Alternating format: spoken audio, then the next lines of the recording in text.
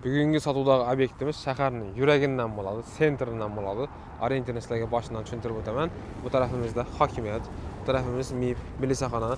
Shunday yo'lning yuzidan biznes uchun tayyor kafe bo'ladi. Hozir sizlarga video davomida to'liq tushuntirib o'taman. Shunday yo'lning yuzida bo'ladi. Kafemiz tayyor holatda bemalol kelib biznesingizni boshlab ketaversangiz bo'ladi. Razmerlarga keladigan bo'lsak, razmerlari 17 ga 5 metr, ya'ni 17 metrga 5 metr bo'ladi. Ko'cha tarafdan shunday ko'rinishda ko'rib turganingizdek. Endi ichki qismlar bilan tanishib chiqamiz.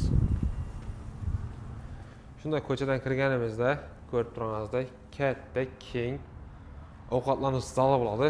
Chap qo'limizda qo'l yuvish uchun rakvina, bu tarafimizda konditsionerlar qo'yilgan. Bu tarafimiz kabinasi bo'ladi. Ko'rib turganingizdek, kichkina emas, razmerlari katta, 6 odam, 8 odam bemalol sig'adi. To'rimizda barlari joylashgan va shunday katta, keng, splashnoy ko'cha tarafga qaragan oynalar ham bor. Barning yonidan yana bir kabinamiz joylashgan bo'ladi. Bu ham birinchi kabina bilan bir xil 6 odam, 8 odam bemalol sig'adi. Ko'rib turganingizdek. Endi bu yerda hamma narsalar qoladi. Ko'rib turgan televizorlari, barlari, stol kursilari, konditsionerlari hamma narsasi qoladi.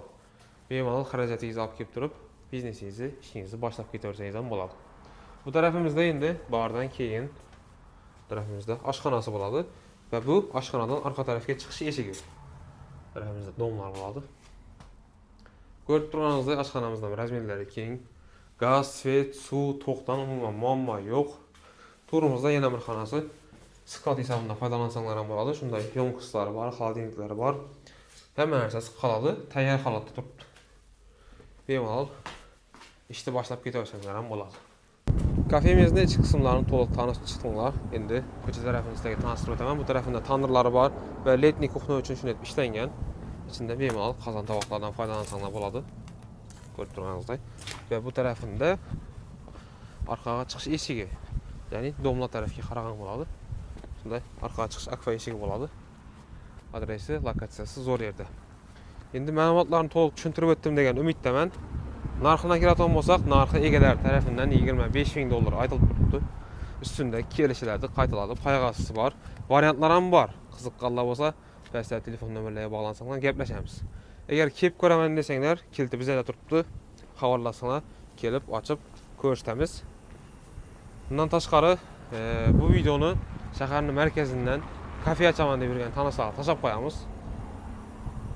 Hammaga rahmat. Bir like bosib qo'yish esdan chiqmasin. Lokatsiyani videoni boshidan tushuntirdim.